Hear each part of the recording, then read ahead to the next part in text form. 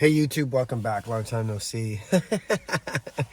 Okay, so yeah, yesterday was a video about my buddy Glenn. Today I'll be talking about oh, it's cold here in Canada.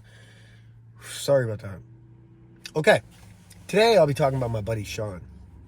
When I moved from Toronto all the way to Delta here out in the West Coast, it's just outside of Vancouver, about an hour. Um Yeah, I ran into a group of friends. Like, I got a job at the local gymnastics facility out there because it was the number one spot to get certified and or complete my certifications because I already had certifications in level ones, but I wanted to bump it up to level twos and threes. And then not only that, I wanted to expand out into other fields, but yada, yada, yada, all this stuff. I wanted to get certified and expand myself, right? And my knowledge and skills. So I go to the top gym out here, gymnastics gym out here, and I get a job working at the adult class. And it was awesome. I taught some really talented athletes, and some crazy athletes came through. When I say crazy athletes, I'm not just talking about guys like Glenn and Paul. Those were like the monsters that fought and did cool stuff. But then there was like the send it culture. Like, okay, so this is what I wanted to tell you about. There was Eric, there was Hayden, and there was my boy Shaun. The three of them, they would go on the trampoline and do some crazy stuff. Bro, I'm talking about their warm-up was triple tucks, quad falls. They just do like absolute nonsense. And that was just their single warm-ups. Then they had like the combination movements. Dude, they weren't even like competitive. They were just dudes that like skied and snowboard or were like former trampoline. Like, some of them were competitive, yeah. I mean, some of them really had some good skill. Like Hayden was former competitive. But like these guys would send it, right? Like this was the send it culture. Like when I lived in Toronto, like people were doing doubles and it was like, oh, that's sick. You could do doubles. Bro, when I moved to Delta Gymnastics and I worked there at the adult class, I'm telling you, Shaun and his crew and Hayden and those guys and Eric and those guys, they sent it. When they did crazy stuff, I'm talking about like, check it out. Look. I'm talking about like, look, I'll even use a phone. They'd have combos where they'd do a flip. Okay, we understand that. Then they'll do a double flip. Then they'll do a flip and a twist with the flip ending. And then they'll do a flipping twist, a dub as they call it, and they'll continue that. They do dub forwards, dub backwards. They'll bounce on the trampoline and do tabletop like 3 times and land. And dude, they did the craziest things. Okay. So, and then like after they went and sent it and they like pushed me to my limits, trust me, I never went anywhere close to that kind of stuff. Those guys were brave. But they really pushed me to my limits and got me over a lot of my personal fears, right? So after training with them, we go out to this bar called The Landing. It was more like a small pub, local pub, very tiny, but it was wonderful memories because we just talk about like sports and culture, and we all came from different cultures. One was motor, one was like snowboarding, the other one was skiing and like trampolining and gymnastics, and I came in with the martial arts and stunts, and it was great to like share that. Like the sports culture out here in the West Coast is very much like the sports culture out in the States. Like when I remember going to the States and like at a younger age and seeing like that culture, to see environment, like the band alone was well more connected than anything I have ever seen in my life. Like they were a unit, they worked together, you know what I'm saying? So with all that said and elaborating on what I want to talk about is, Shaun and his crew and those guys, Hayden and Eric, man, they really, shout out to you guys, man. You guys are awesome. Okay, so with that said, poor Shaun, he recently got Lyme disease. I think he was out doing some stuff in the fall time, and apparently like he got a bite of some sort and bang, it was before you know it, bang. That's it, right? So just bringing some awareness about that because this is life, I really look out for my friends and I always try to put other people first because to be honest with you, when I was being raised, like I wasn't really, like I was put there, but I wasn't put first, you know what I mean? If that makes sense. A lot of people that are younger siblings or middle siblings or whatever, people that are just outsiders in their family understand that phrase. I was there, but I didn't really was cared for. I wasn't really, nobody cared, right? Anyway, what I'm saying is, my friend Shaun, he's going through Lyme disease. Poor guy, recently diagnosed with it. So let's just talk about some of the symptoms he'll be going through and his struggle through the rest of his journey battling this. It's a long road ahead of him, so he's going to have to like really dig deep and just just have to, you have to go through that journey, right? But I want to let him know he ain't going to go through it alone. I reach out to all my friends, everybody that's going through that stuff. Ups, downs, lows, highs, doesn't matter. I live, if we went through the grimes together, man, we got, it's deeper than blood, it's deeper than sweat, it's deeper than tears, like, I understand the nature of the sacrifice of every athlete, pro, pre-pro, pre-Olympic, Olympic, national, international, pre-national, non-national, whatever it is. I understand the struggle of the athlete, even the aspiring athlete that doesn't even have pro in their vision, or even, regional or national in their vision, but they just want to be a great athlete. There's people out there like that. Okay. So my heart goes out to each and every one of you. And, those guys were definitely, the super athletes, right? They became super athletes from their dedication and their love and craft for their sport, right? So, long-term effects of Lyme disease, long-term effects of Lyme disease, chronic syndromes is post-treatment. A Lyme disease syndrome is persistent fatigue, joint pain, and muscle aches even after treatment, right? So he's going through a lot of treatment right now. God, poor guy. Shout out to him. Cognitive issues such as memory problems, difficulty concentrating, often leading to brain fog and mood changes. So, poor guy, he's probably going to be a little snappy nowadays, and he's going through some stuff. So, neurological complications are severe headaches, nerve pain, or numbness in extremities. Long-term issues like Bell's palsy, facial paralysis, or meningitis like symptoms. Okay, difficulty with speech or motor coordination in severe cases. So, he's got a rocky road ahead of him, and as he gets older, he's a young buck right now. I think he's like probably 30, probably 28, 29, 30, around that age now. Because he was a young kid. He was probably like 22 when I met him 7-8 years ago. So yeah, he's probably pushing 30 now, kid. All right, so or maybe he's mid-20s. Who knows? I might be wrong. But to get that is gonna be rough. But anyway, I'll tell it in my closing thoughts. Point number 3 is cardiac and musculoskeletal problems. Okay, so muscle and skeleton problems, connections in between it, right? So Lyme cardiasis, Lyme cardiasis, irregular heartbeat and rhythm, so irregular palpitations and chest pains will occur. Chronic arthritis, especially in large joints like knees, causing swelling and mobility issues. So he's a big time snowboarder, and he loves his trampolining. There's that white ghost. I don't know if it's a crane or an owl. There's one anyway, you can't see it. If I pulled the camera out, you wouldn't. It's nighttime. Anyway, it always blesses me for some reason every time I'm like recording or I'm like thinking or pondering about life. Okay, so sorry about that. I got distracted. Anyway, these are symptoms that poor Shaun's going to be going through. And if you know other people that are going through Lyme disease, these are things that they're going through as well too, right?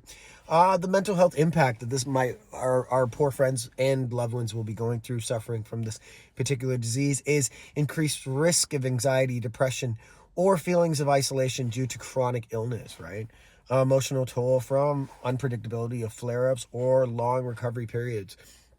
Shaun is an incredibly talented trampolinist, athlete, an incredibly talented snowboarder. So, and he loves snowboarding. That's his heart and soul, right? So, hearing and reading and understanding all of these like side effects, these long-term side effects, is disheartening. Okay, so he's gone through a little bit of a journey, the poor guy. I know that he's been like trying to find a job and just get just grow. Like he graduated and he's doing the, whatever a good, wholesome, like Canadian kid is doing, right? So he's off doing that and pursuing life. But just to get lick with this on the side kind of like threw him off, put him in a deep depression. I've seen a couple of his posts. He's been in a funk. Luckily, I'll be attaching the GoFundMe to this post, and I don't really care too much about anything else. Like if you could help out Shaun in any way, I'll really appreciate that. He's a good chap. I've seen him. I know I say chap. Sorry. It's just I hang out with everybody, young people, old people, middle-aged people. It doesn't matter. But he's a great kid, and he's got a good old heart, and he's given a lot back to his community, and he's a positive influence in his community, right? And yeah, no, on the mountaintop, you see him, man. He does like crazy stuff, inside side flips, tunnel flips, all this stuff on the snowboard and sticks the landing. So I want to see like how that's going to progress throughout his like his development as an athlete, right? I think a lot of these guys that are going through these things, you know, they have to really understand, they have to change up how they're going to be pursuing their athletic endeavors, especially if they're in the field of stunts or they are doing stunts, right? So it's just things we have to keep in mind and look out for our friends, right? So I just want to I just wanted to reach out today and educate you guys on the concepts of the situation with Lyme disease and like the effects, the good and the bad, right? And just educating the importance, right? And yeah, include your friends GoFundMe. Yeah, I will, don't worry. And encourage donations to support medical expenses and therapy. Yeah, he spent a lot on his therapy and trying to figure out what exactly he was suffering from, because he was really like lethargic for a long time and he couldn't move and he's very depressed and he was battling a lot of mental health issues. And then like he just went and got treated to the hospital, and then that's when they found out, you know, like a whole season later. So you know, it's in a system and he has to battle through it, and the poor guy, you know, my heart goes out to him, but it's nothing but love. And right now Glenn from yesterday is texting me and hitting me up from a story he posted earlier today. So yeah, no, I'm just gonna keep it a short video, and I just want to tell you, each and every one of you viewers, I love you and I really appreciate you, and I know that each and every one of us are going through something, and this is just a friendly reminder. This is 2 videos in a row, right? Like, be kind. You never know what other people are going through. Like, when Shaun was going through his sickness, he was looking really ill. Like, he lost a lot of weight. He's a very tall guy. He's a very muscular build, right? So when I saw his most recent photo, he's skinny and very sick looking. So it's good to know that now, like, you know, he's getting a little bit of treatment, a little bit of funding, and he's picking it up. But like, poor guy, man, my heart goes out to him, and him and his family and his loved ones. You know, I love each and every one of you, and I miss you, and I love each and every one of you. But it's crazy, when we become adults, it's harder to find that time. So it doesn't mean that I can't text him or call him. So I do the same with Glenn. You know, like, Glenn's all the way in Arizona.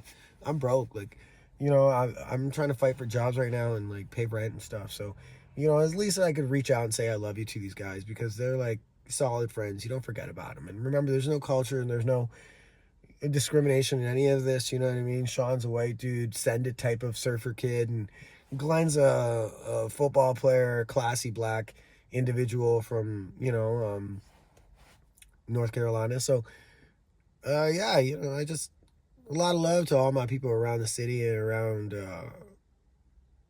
their own, you know, around from their own, like, their own journeys, you know. Like, it really fascinates me on everyone's personal stories, right? Like, I always thought that I had something personal and crazy to talk about, but you know what, my stuff is more like emotional and psychological. But I could only imagine, like, that's a lot to go through when you have to battle your own body, right? So, and you know, it's one thing to say, hey, fight it, get better, you could kick its ass, but how do you kick something's ass that's incurable or irreversible, you know? And you know, this is my closing thoughts on this is I really have a lot of faith in AI. Hold on one second.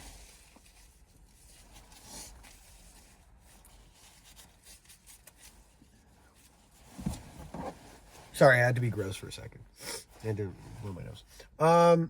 I have a lot of faith in AI, and I have a lot of faith in like the new age doctors and the development and how things are going. And I really think like within like 2 to 5 years, there's going to be a lot of advancements that we aren't even going to expect. So my heart does go out to these guys. I'm going to try my best to find some sort of funds, or I'm going to share as many ways I could of their GoFundMe. But you know, when God blesses me with whatever type of funds my way, I know I'm going to reach out to them and send whatever I could. So, you know, I'm not the only one out here struggling. These guys are going through a bigger struggle than I am, right? So, you know, I could always find moments of happiness. That's my problems. Like, I'm internally sad, but I could find moments of happiness through friendships. And these kind of friendships are important. You know, I've lost a lot of friends in my time. Like, recently, actually, we're about to hit the 1-year anniversary of another friend that I had that I grew up with in high school. And Mo was a really cool cat, but he was straight out of the streets. He was project, right? And what I want to say is it's his 1-year anniversary coming up of his passing. He was stabbed to death in the hallway of his building he used to live in one of the hallways. Turns out it was one of the hallways we used to hang out and, smoke weed and roll dice and do dumb stuff in and talk about girls. And they'd bully me and I'd come back and like pull pranks on them. Like it was just lifestyles of like us as kids growing up, teenagers. So shout out to Mo's family too. But yeah, I just want to say you got to really start reaching out to your friends and cherishing these moments. Because for me, like Mo and I were good friends, but because of life, we just, separated, but we're friends on Facebook and all that stuff and Instagram and blah, blah, blah. But when the time came where like he passed, I didn't get a chance to really talk to him or catch up. I liked some of his stuff. I commented on some of his posts and he replied back, but it wasn't like we like hung out and spoke, right? Like he was living in Toronto, I was living in Vancouver, but it was just sad. And then I didn't really connect. And then to connect with the family again on another death, because the brother passed away previously from like a homicide in Toronto. But anyway, that was just like, you know what I mean? Like friendship is a very important thing. So with Shaun, I want to really reach back out to him. I know I'm talking to him right now back and forth and just saying I love you to the brother. But yeah, when you're out there, cherish your friends. You never know what's going to happen. You never know. You never know. Cherish every friendship you got. Life's too precious, right? And this is chapter 2 for Life's Too Precious. I want you guys to really understand that. So shout out to my buddy Shaun. I know you're gonna have a little bit of a struggle. We're gonna go through a battle, but you'll be good. You'll be safe. You're surrounded by loved ones, and we're gonna make it through this, bro. And I'm sorry you had to go through that, bro. And it could happen to anybody. So anybody that's watching this video, don't think you're immortal. It could happen to anybody. You could literally just go out to the barn and bang, Lyme disease, right? So it could happen to anybody, right? So really think about like just how precious life is. Go out there, enjoy it. Know that there's no pressure on you, and you got to go out there and take chances. But just remember that you're human, just like everybody else, and we could all get touched. Like, yeah, I've got a couple permanent injuries on my body. So maybe I'll talk about those in different videos. But right now, I just shout out to Shaun, and if you've got anything, any spirit change or anything helps in the GoFundMe that I'm going to link.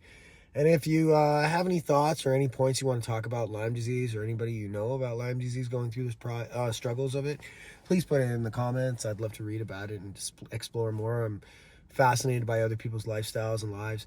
And yeah, I understand it. We're all going through that problem. And last but not least, this is why I didn't want to really mention it. It's not really a big deal, but if you could subscribe, I'd really appreciate that. But at the end of the day, this is about Shaun. I love you, bro. You mean the world to me, and we're going to make it through this, man. I really believe in you, and I believe in the impossible.